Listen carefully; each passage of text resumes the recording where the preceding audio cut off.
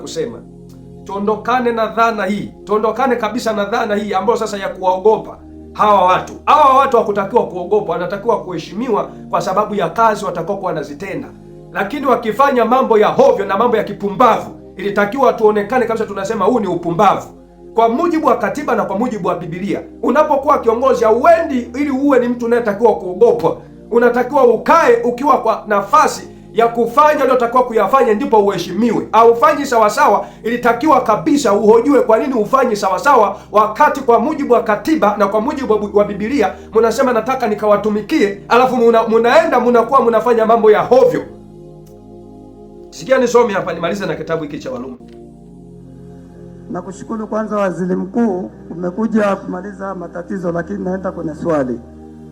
Swali langu ni kwamba Waziri Mkuu, na hapa nimeshika 2000 na zawadi yako. Swali langu ni kwamba ni lini serikali itamaliza tatizo ambalo linachukua miaka 40?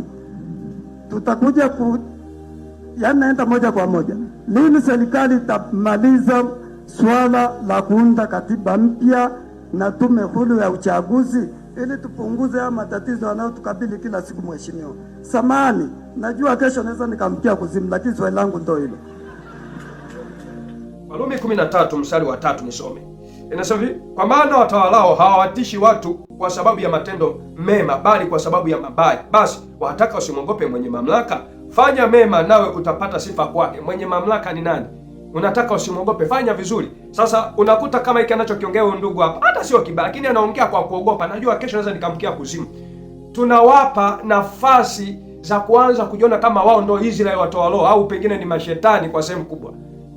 Tunawaweka kwenye namna fulani waonekane kana kwamba wao ndio top manyota. Lakini ukweli usiopingika kabisa kwa mujibu wa katiba na kwa mujibu wa Biblia ambao huwa wanaishika tuna hapa. Biblia ilitaka waheshimiwe, sio wao. Shalom tu Mungu. Leo nataka nizungumzie kuhusiana na jambo hili ambalo kuna kijana ambaye alikuwa anaongea mbele ya Mwigulu Nchemba akisema kwamba najua kesho naweza nikamkia kuzimu. Sasa nachotaka niseme ni hiki kwamba hivi kiongozi anatakiwa kuogopwa au kuheshimiwa kwa mujibu wa katiba, lakini pia kwa mujibu wa Biblia hii ambayo wao huapia na kusema ninaapa kwa mujibu wa Biblia. Nichambue vitu kadhaa hapa. Katiba naamini sana iliyoundwa mwaka 1977 ilikuwa imetaka moja kwa moja kiongozi ni awe mtumishi wa wananchi.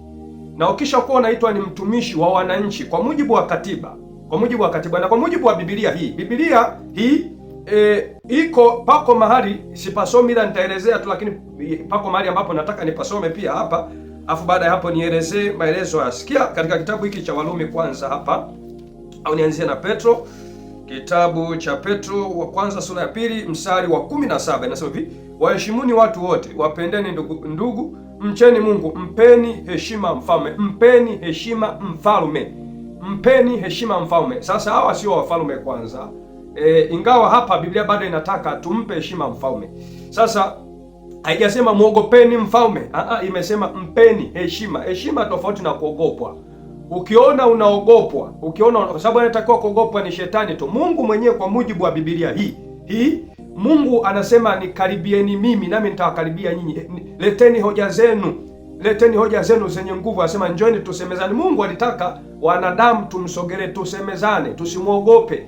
Wanaotakiwa kumwogopa Mungu ni watendao mabaya tu. Mungu mwenyewe anataka tusogeleane, tuhojiane naye, tuseme naye. Sasa ikifika hatua unaitwa kiongozi, unaanza kuona watu wanakuogopa, usijipe usijivimbishe kichwa ukaanza kuona kwamba yani sasa yani mimi sasa ndo mwenye. Sikia bwana, na pia niwaambie Watanganyika, kitendo cha kumwogopa kiongozi ni kuwavimbisha tu vichwa. Kiuhalisia hatukupaswa kumwogopa kiongozi. Kiongozi anatakiwa kuheshimiwa. Kiongozi hayupo kwa ajili ya kutisha watu kwa ajili ya matendo mema. Kiongozi yupo kwa ajili ya kutisha watu wanaofanya mabaya. Yeye yupo kwa ajili ya kulipiza kisasi, kusimamia sheria, kuwalipiza kisasi. Kama kuna mtu aliua, yeye kiongozi yupo kwa ajili ya kujilipiza kisasi kwa mtu. Kama aliua, maana yake hata asoma sheria zinazolingana na yeye kwa nini aliua, anatakiwa achukuliwa hatua stahiki.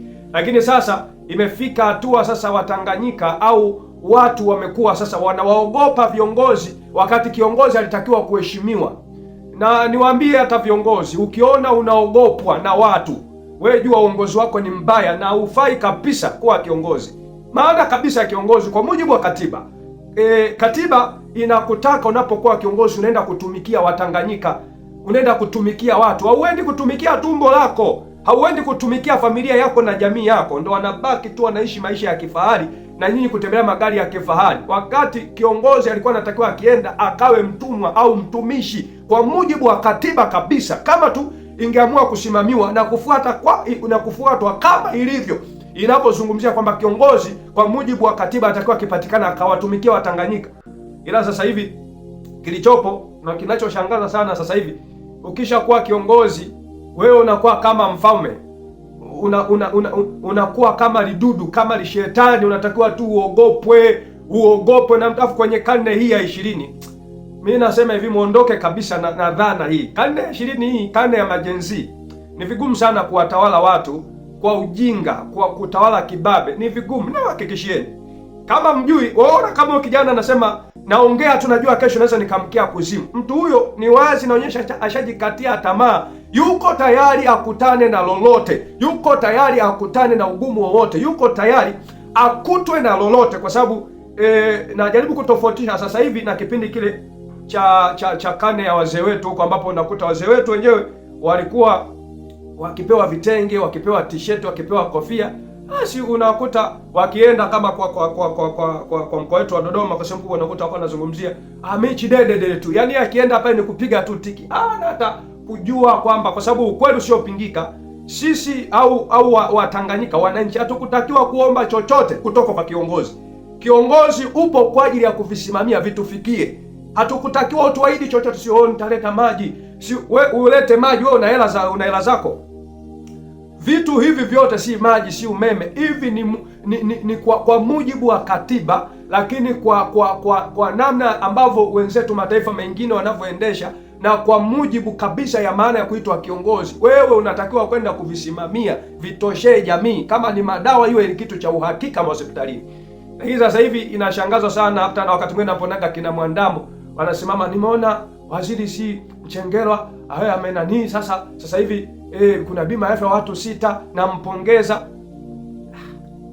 Hivi kweli yalitakiwa kupongezwa? Si umefanya umeme, si nanyewe pongezi ya nini? Kwa ajili ya nini? Wewe pale uendi kutumia pesa zako. Hebu tungefanya hivi, viongozi wawe kila kitu pesa wanatumia za kwao, kutembelea si kwenye taasisi mbalimbali, kwenda kusimamia mambo mbalimbali, wasimamie tu kwa gharama zao. Kila kitu kio kwa gharama zao wao wenyewe, ndio tungewapongeza. Lakini wewe angalia, tuna rasilimali, tuna mbuga za wanyama, tuna mlima Kilimanjaro ambao ni nembo ya taifa. Ukija tu taifa letu hili la Tanzania, hili Tanganyika hili ni la pili kuhusiana na masuala ya utalii, ukitoka Brazil, si ndio tunafuata. Lakini tunaoishi humu ndani ya nchi wenyewe ni vituko. Unakuta mabinti wako mabarabarani watajiuza, si vikundi vya panyarodi, wizi, utapeli kila kona, watu wanachomwa moto kwa sababu ya wizi. Unakuja unaona hii ni usimamizi mbovu wa rasilimali. Lakini kama tungepata msimamizi mzuri ambaye alitakiwa zisimamia, sababu wewe uanze kila unachokifanya tukupongeze. Wewe ufanyi kwa gharama zako. Hizi ni yaani, kwanza kwa mfano si magesi sasa hivi bei juu, madawa bei juu ya hospitalini. Sasa hivi hospitalini watu wanakufa tu. Yaani sasa hivi kama ni mwana Dubai mwenyewe azungumzia kuhusiana na vifaa tunavyotumia vya vipimo, wanasema ni used kwetu. Yaani kila kitu kwa nchi zetu hizi. Gesi tunazo ndani ya nchi. Tuna madini ambayo mengine Tanzanite yanapatikana Tanzania tu. Tuna almasi, tuna dhahabu. Sisi ndo kila kitu tunakuja sasa tunashukuru, tunaomba. Sisi. Mimi nasema kuna wakati tutakuwa mfike hatua mjue kwamba watu washaamka. Na zaidi ya yote, mimi ninachoweza kusema, tuondokane na dhana hii. Tuondokane kabisa na dhana hii ambayo sasa ya kuwaogopa hawa watu. Hawa watu hawakutakiwa kuogopa, wanatakiwa kuheshimiwa kwa sababu ya kazi watakokuwa wanazitenda. Lakini wakifanya mambo ya hovyo na mambo ya kipumbavu, ilitakiwa tuonekane kabisa tunasema huu ni upumbavu. Kwa mujibu wa katiba na kwa mujibu wa Biblia, unapokuwa kiongozi hauendi ili uwe ni mtu unayetakiwa kuogopwa. Unatakiwa ukae ukiwa kwa nafasi ya kufanya uliotakiwa kuyafanya ndipo uheshimiwe. Haufanyi sawasawa, ilitakiwa kabisa uhojiwe kwa nini ufanyi sawasawa, wakati kwa mujibu wa katiba na kwa mujibu wa Biblia mnasema nataka nikawatumikie, alafu munaenda mnakuwa mnafanya mambo ya hovyo. Sikia nisome hapa nimalize na kitabu hiki cha Warumi. Warumi 13 mstari wa 3 nisome. Inasema hivi, kwa maana watawalao hawawatishi watu kwa sababu ya matendo mema, bali kwa sababu ya mabaya. Basi wataka usimwogope mwenye mamlaka, fanya mema nawe utapata sifa kwake. Mwenye mamlaka ni nani? Unataka usimwogope, fanya vizuri. Sasa unakuta kama hiki anachokiongea huyu ndugu hapa, hata sio kibaya, lakini anaongea kwa kuogopa. Najua kesho naweza nikamkia kuzimu. Tunawapa nafasi za kuanza kujiona kama wao ndio Israeli watawalao, au pengine ni mashetani kwa sehemu kubwa. Tunawaweka kwenye namna fulani waonekane kana kwamba wao ndio top manyota, lakini ukweli usiopingika kabisa kwa mujibu wa katiba na kwa mujibu wa Biblia ambao huwa wanaishika, tuna hapa Biblia ilitaka waheshimiwe, sio waogopwe. Na niwaambie viongozi mnaojiita viongozi, ukiona watu wanaanza kuogopa, sababu sasa mpofikia kwa hatua hii, imefika hatua sasa wanaanza kuona watu nyinyi ni zaidi ya mashetani.